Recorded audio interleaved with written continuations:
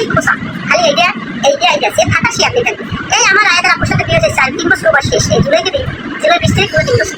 High high, তিশাকে নিয়ে এবার কি বললো তিশার এক সতীন, মানে তিশার আগের ঘরের সতীন। সে জানিয়েছে তিশা যেমন আখির পেছনে খোঁচাখুচি করে লেগে থাকে, ঠিক তেমনি তার এক্স হাজবেন্ড মানে আব্দুল্লাহর আব্বু তার পেছনেও নাকি এখনো লেগে থাকে। সেই না জানা সত্য এবার ফাঁস করে দিল তিশার এক্স হাজবেন্ডের বর্তমান বউ। সে তার লাইভে এসে জানিয়েছে তিশার আসল মুখোশ, খুলে দিল তিশার না জানা অনেক কথা।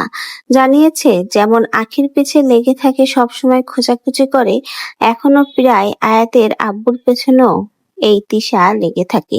খোঁচাখুচি না করলে নাকি তার পেটের ভাত হজম হয় না। তাদের এই 3 বছর সংসার জীবন কাটছে, সামনেই তাদের ম্যারেজ ডে, কিন্তু এই 3 বছরে কখনোই আয়াতের আব্বু তার কাছ থেকে কোনো টাকা নেয়নি, এমনকি তার শ্বশুরবাড়ি থেকেও 1 টাকা নেয়নি।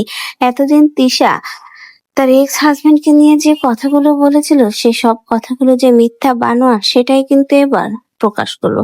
এমনকি জানিয়েছে ডিভোর্স হয়ে যাওয়ার পরেও নাকি এখনো তার এক্স হাজবেন্ডের পিছু ছাড়েনি তিশা।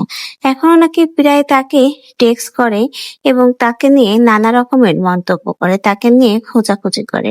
এটাই নাকি তার স্বভাব। এক আখিকে নিয়ে পড়ে নেই তিশা, এমনকি তার এক্স হাজবেন্ডের পিছেও পড়ে রয়েছে। ঠিক এভাবেই এবার তিশাকে নিয়ে কথা বলল তিশার এক্স হাজবেন্ডের বউ।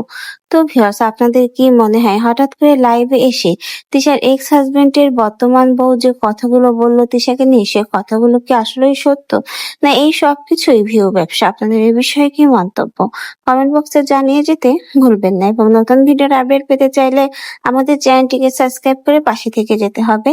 ধন্যবাদ।